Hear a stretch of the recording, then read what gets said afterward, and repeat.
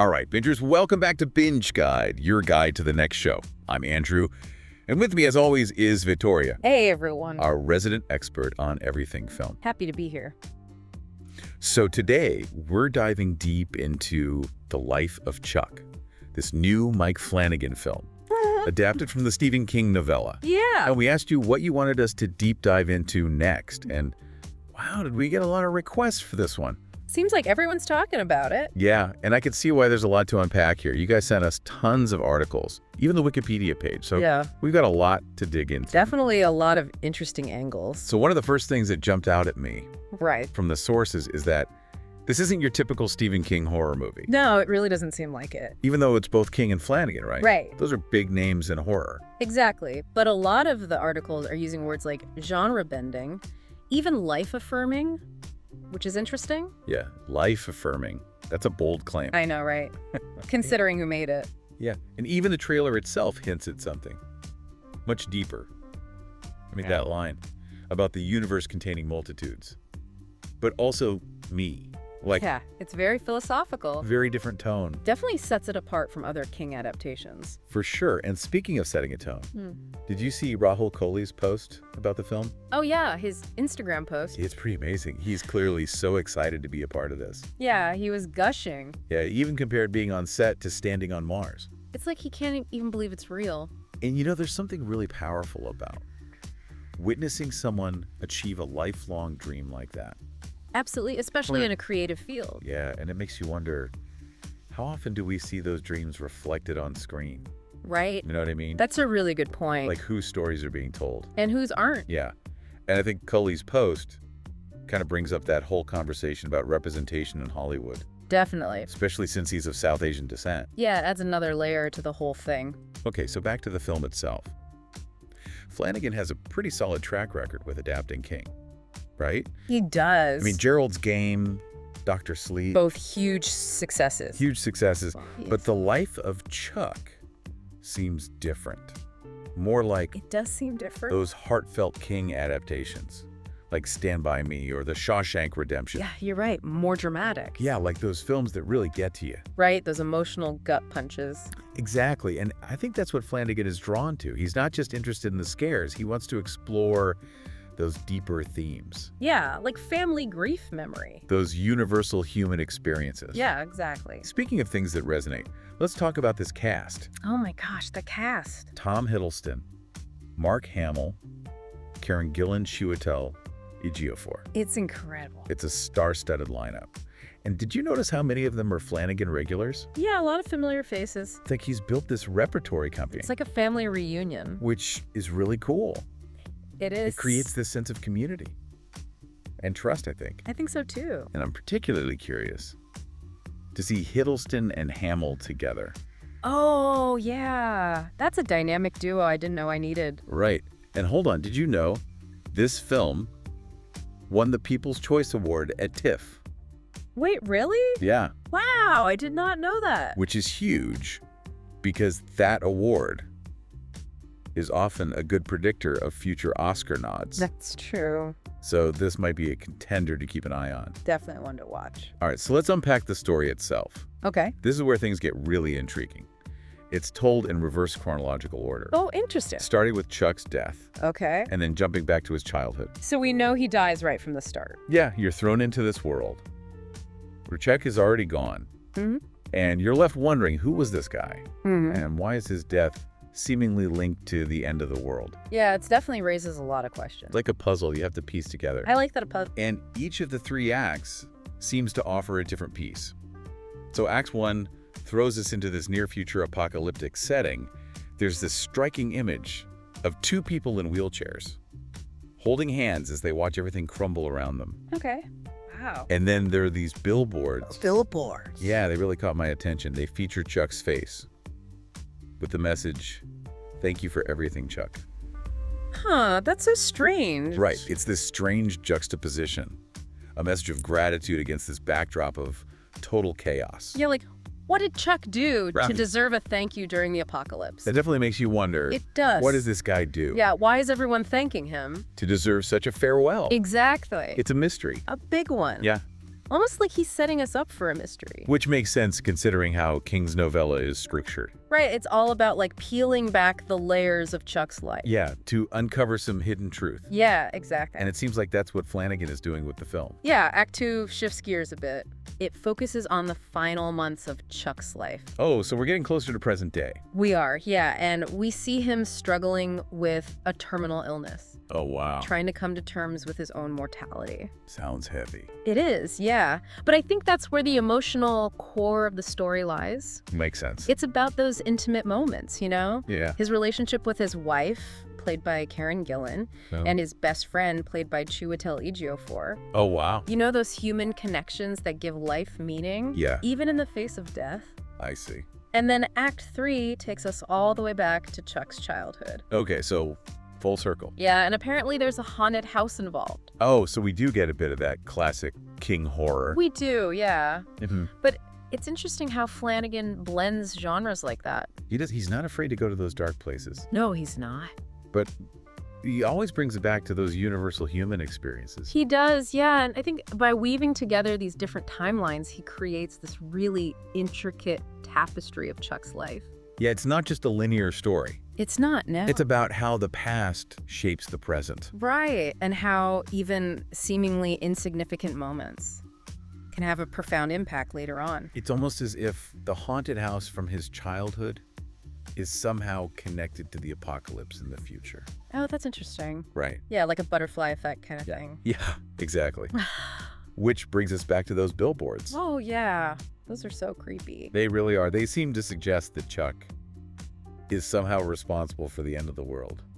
Yeah, but if that's true, why are people thanking him? I know. It's such a fascinating paradox. It is, yeah, and it speaks to Flanagan's ability to create truly unsettling and thought-provoking imagery. For sure, those billboards are going to stay with me for a while. Me too. You know, it's funny. We haven't even talked that much about the actual actors yet. I know, right? And I'm already hooked on this story. Same here. But let's be honest, this cast is ridiculously talented. Oh, they are. Hiddleston is always a captivating presence on screen. He is, yeah. He has this ability to convey a quiet intensity. Yeah. That's perfect for a character like Chuck, I think. Yeah, I do too. And pairing him with Hamill, Oh my gosh. that's a stroke of genius. Yeah, what a combo. Right. I can't wait to see what Hamill brings to a more dramatic role. Yeah, he's capable of so much more than just Luke Skywalker. Right. And Karen Gillan, She's amazing. such a versatile actress. She can do it all. I'm excited to see her take on a more grounded emotional role. Yeah, me too. And let's not forget, Chiwetel Ejiofor Oh, he's fantastic. is an absolute powerhouse. Yeah. Every performance he gives is so layered and nuanced. Yeah, he brings so much depth to his roles. I have a feeling he's going to steal a few scenes as Chuck's best friend. Oh, for sure. And then you've got Matthew Lillard in the mix. Matthew Lillard.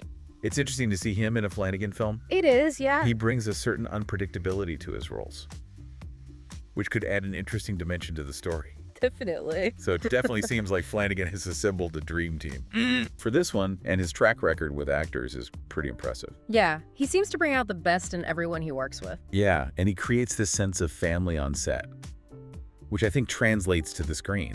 I think so too. It's not just a collection of individual performances. Yo. It's a true ensemble piece where everyone is working together to tell a cohesive story. Exactly. Okay, so we've got a mind-bending story told in reverse. A stellar cast and a director known for his emotional depth and visual flair, what's not to love. I know, right? And let's not forget the awards buzz. Oh, yeah. Winning the People's Choice Award at TIFF is a big deal. It's a huge deal. I mean, think about some of the past winners. Nomadland, Green Book, Parasite.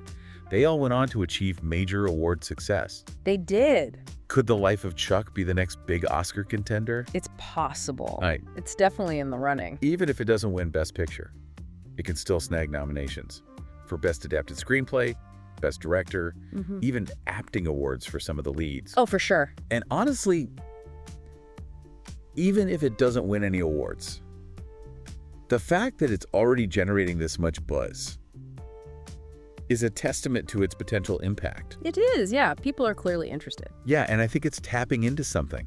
That's resonating with people on a deeper level. Yeah, like what? That sense of uncertainty, of searching for meaning in a world that often feels chaotic and unpredictable. Yeah, that resonates with a lot of people right now. It does. Yeah. And I think that's why the reverse chronology structure Yeah. is so effective. Why? Because by starting at the end, with Chuck's death and the impending apocalypse, it immediately raises those existential questions Yeah. about life, death, and the meaning of it all. Yeah, it makes you think about your own life. It does. And then as we journey back through his life, we're forced to confront those questions alongside him. We see the choices he made, the relationships he formed, the moments that shaped him into the man he became. It's like a cautionary tale, but also a celebration of life. A reminder that even in the face of darkness, there's beauty, there's love, there's connection. And those things are worth fighting for, worth cherishing, worth remembering. Beautifully said, and it makes me think about those billboards again. Oh, yeah. Maybe they're not just about thanking Chuck for saving the world, or even for being a good person. Maybe they're about thanking him for reminding us of what truly matters in life. Wow, I love that interpretation. It's so hopeful, so poignant, and so perfectly aligned with the film's overall message. It is, and it makes me wonder, what would our own billboards say? Ooh, that's a good question. Right, if our lives were flashed before our eyes in reverse, what would be the defining moments? What would people thank us for? That's a powerful question to consider. It is. It's like a prompt for self-reflection, Yeah. a chance to take stock of our own lives and ask ourselves what truly matters. And maybe that's the ultimate gift of The Life of Chuck. It's not just a film, it's an invitation to live more intentionally, to appreciate the small moments, to make choices that align with our values. It's a call to action disguised as a cinematic masterpiece. I like that call to action disguised as a cinematic masterpiece. Yeah. And speaking of masterpieces, we've talked a lot about the story, the themes, the potential awards buzz, but let's not forget about the craft of filmmaking itself. Boy. Mike Flanagan is a master of his craft. He is. He has such a distinctive style. And I'm excited to see how he brings this story to life visually. Me too. He's known for his long takes, his atmospheric visuals, his masterful use of sound. He creates these immersive worlds that really draw you in. He does, yeah. And he's not afraid to experiment with different techniques. No, he's not. I mean, telling the story in reverse chronological order is a bold choice. It is. And I'm curious to see how he pulls it off. Yeah, me too. And I think the cinematography by Eben Bolter will be key in bringing Flanagan's vision to life. Oh, for sure. They worked together before on Midnight Mass. Yeah. And the results were stunning. Yeah, the visuals in that were incredible. They were, and let's not forget the score by the Newton brothers. They've created some truly haunting and memorable music for Flanagan's previous projects. They have, yeah. And I'm sure they'll do the same for The Life of Chuck. I think so too. Their music is always so effective. It all adds up to a truly immersive and unforgettable cinematic experience. For sure. And I think that's what sets Flanagan apart as a filmmaker. He's not just interested in scaring us or entertaining us. He wants to make us feel something, to challenge our perceptions, to leave us with questions that linger long after the credits roll. Yeah, he's not afraid to make you uncomfortable. Exactly. He wants to make you think. He does. He's a true auteur, in the best sense of the word. He has a clear vision, and he's not afraid to take risks to achieve it. Definitely. And that's what makes him such an exciting filmmaker to watch. You never know what he's going to do next, Yeah. but you can be sure it's going to be something special. Yeah, you're always in for a ride with Flanagan. So you know something else that's really interesting about this film What's that? is the fact that it's generating so much pre-release buzz. Yeah, it's kind of unusual. It's like everyone's talking about it. Yeah, for a movie that hasn't even come out yet. Right. But I think it speaks to the power of anticipation. It does, yeah. Like people are curious. Yeah, and I think people are craving something different. You know what I mean? I do, yeah. We're bombarded with superhero movies, sequels, reboots.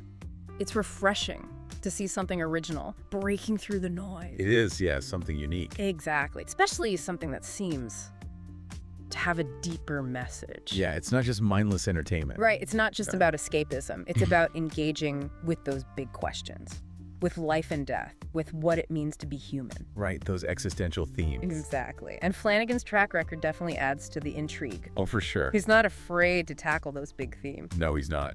He's also proven he can handle source material with care. He has, yeah. Gerald's Game and Dr. Sleep were both really well-received adaptations. Yeah, they were faithful to the books, but they also expanded on the original stories in interesting ways. Yeah, he brought something new to them.